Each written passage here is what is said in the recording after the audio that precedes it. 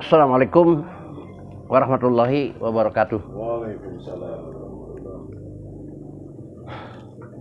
Alhamdulillah. Alhamdulillahilladzi 'allamal insan ma lam ya'lam. Asyhadu an la ilaha illallah wahdahu la syarikalah wa asyhadu anna Muhammadan abduhu wa rasuluhu la nabiyya ba'dah. Saudara sekalian, kita panjatkan puji syukur kehadirat Ilahi Rabbi.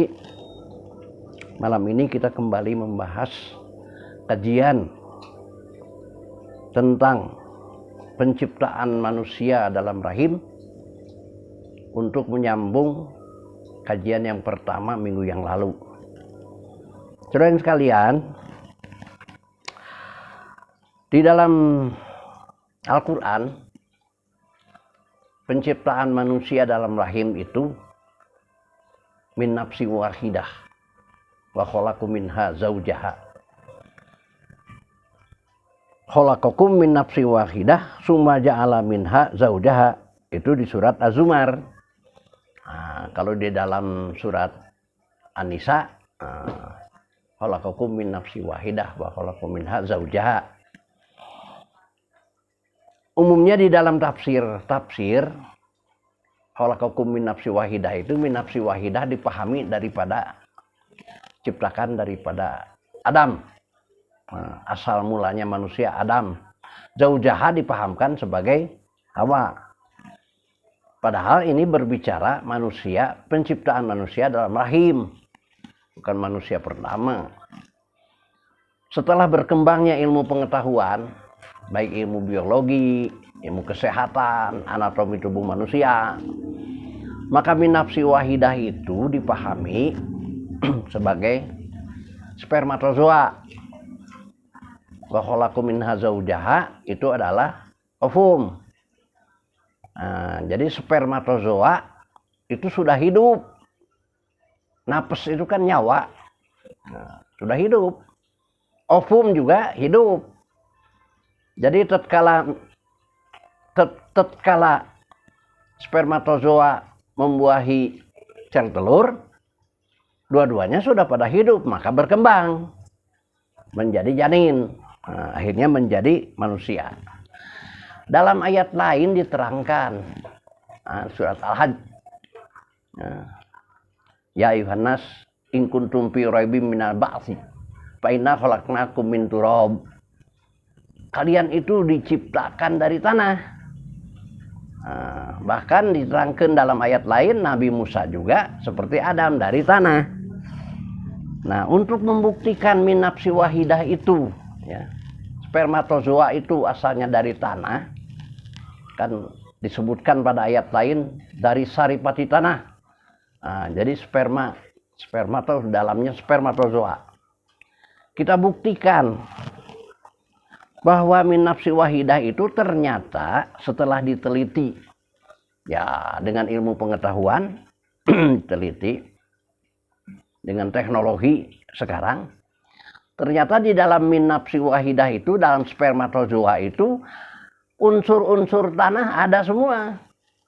Dalam spermatozoa itu ada unsur-unsur tanah. Sebagaimana manusia min turab, dari tanah. Kita buktikan, min nafsi wahidah itu ada 6 unsur. Terdiri dari 6 unsur yang ada dalam tanah. Pertama, solsolin. Solsolin itu zat pembakar. Zat pembakar itu rumusnya O. Khalaqal insan min solsolin kal fakhor. Ya, diciptakan manusia dari tanah kering seperti tembikar. Nah, itu diterangkan surat Ar-Rahman ayat 41. Khalaqal insan min solsolin kal fakhor. Solsolin itu zat pembakar. Rumusan kimianya O. Yang kedua, ya, di dalam min nafsi wahidah, spermatozoa juga mengandung kalpahor. Kalpahor itu karbonium. Ya, rumusan kimianya C. Nah, ini yang tadi, ya. Khalaqal insan min solsolin kalpahor. Jadi solsolin zat pembakar, kalpahor itu adalah karbonium. Ya, rumusannya C. Itu sudah 2 unsur tuh. Yang ketiga, hamain. Hamain itu zat lemas. Rumusannya N. Nah, jadi di min nafsi wahidah itu ada zat lemas yang terkandung dalam tanah. Ya. Ini kholikun basyaron min solsolin min hamaim masnun. Surat 15 ayat 26. Bisa dibuka itu, surat 15 ayat 26, ya. Ini kholikum basyaron min solsolin min hamaim masnun. Hamain itu zat lemas. Ya, rumusan kimianya N. Itu ada terkandung ternyata di dalam min nafsi wahidah, spermatozoa itu. Kemudian yang kelima, dalam min nafsi wahidah juga terkandung yang namanya zat anorganik. Itu zat-zat yang ada dalam tanah, dalam turab itu. Ya, khalaqa min turabin, ya. Summa qala lahu kun fayakun. Ali Imran ayat 59. Jadi dalam surat Ali Imran ayat 59, khalaqa min turabin, ciptakan dari tanah, summa qala lahu kun fayakun. Turab itu adalah zat anorganik. Ya, zat anorganik. Ya. Kalau yang tadi tinun lazib itu hidrogenium itu di surat As-Saffat ayat 11. Ya. Inna khalaqnahum min tinil lazib. Nah, tinil lazib itu tanah liat. Nah, jadi manusia spermatozoa itu mengandung hidrogenium yang rumusannya H, kemudian juga mengandung yang kelima zat anorganik. Nah, itu zat anorganik itu dalam Al-Qur'an dibahasakan turab, tanah. Yang keenam, ya. Yang keenam, di dalam min nafsi wahidah, spermatozoa juga mengandung yang namanya zat besi, Fe. Zat besi itu rumusannya Fe. Nah, dalam Quran disebut sebagai tinul lazib. Inna khalaqnahum min tinil lazib. Nah, kami ciptakan mereka dari tinil lazib. Ya, itu zat besi, tinil lazib. Jadi ternyata yang disebut sebagai min nafsi wahidah, yang dalam ilmu pengetahuan sekarang disebut spermatozoa, dalam sperma itu ternyata mengandung seluruh unsur-unsur yang ada dalam tanah. Jadi bukti Allah menyatakan bahwa manusia diciptakan dari tanah, itu bukti. Spermatozoa itu ada di dalam spermatozoa itu seluruh unsur-unsur yang ada di dalam tanah. Ya, yang pertama zat pembakar solsolin. Yang kedua kalpahor, karbonium, rumusannya C. Ya, yang kedua, yang ketiga hamain, zat lemas, rumusannya N. Ya, yang keempat tin. Ya. Inna khalaqnahum min tinil lazib. Ya, tanah liat. Itu hidrogenium. Rumusannya H. Kemudian juga mengandung di dalam spermatozoa itu atau nafsi wahidah itu zat besi. Nah, yang disebut dengan tinil lazib, zat besi. Jadi turabun zat anorganik, tinil lazib adalah zat besi.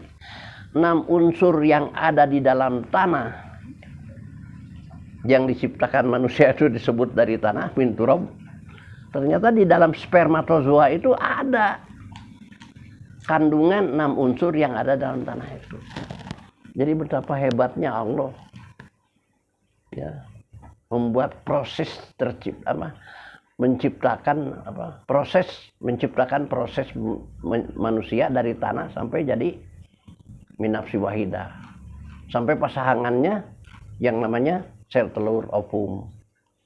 Hadirin sekalian, istilah min nafsi wahidah di sini tidak bisa kalau dengan pengetahuan sekarang disebut sebagai Adam. Sebab ini menerangkan tentang penciptaan manusia, proses penciptaan manusia dalam rahim. Bukan berbicara proses penciptaan manusia awal, ya, tapi di dalam rahim. Sampai ya tadi diterangkan, ya di surat itu tuh, di surat lain, ya ayuhanas ittaqu rabbakumul ladzi khalaqakum min nafsin wahidah wa khalaqa minha zaujaha wa bassa minhuma rijalan katsiran wa nisaa. Sudah terjadi pembuahan, terjadi proses ya, penciptaan sampai jadi bayi, sampai lahir dalam bentuk laki-laki maupun perempuan. Ya apalagi nanti kalau ini kan sudah diterangkan di dalam surat Al-Hajj ayat 5, itu lebih rinci lagi penciptaan awal sampai lahir sampai dewasa. Ada yang meninggal, ya, diwafatkan dari bayi, ada yang wafat di dalam kehamilan, ada yang wafatnya sudah dewasa, dan ada yang dipanjangkan umurnya sampai pikun. Sampai pikun, la ta'lamuna syai'a, sampai dia pikun. Nah, inilah ya keterangan Al-Qur'an kalau kita bahas tentang penciptaan manusia dalam rahim. Mudah-mudahan ada guna dan manfaatnya sebagai sambungan dari episode yang kemarin. Jadi min nafsi wahidah itu adalah spermatozoa. Nah, saudara sekalian, apa yang saya sampaikan bukan interpretasi pribadi, tapi menurut ayat-ayat dari ayat-ayat Al-Qur'an, dari ayat-ayat lain yang menerangkan tentang masalah itu. Itulah yang disebut dengan metode Al-Qur'an bil Qur'an. Barakallahu wa lakum. Assalamualaikum warahmatullahi wabarakatuh.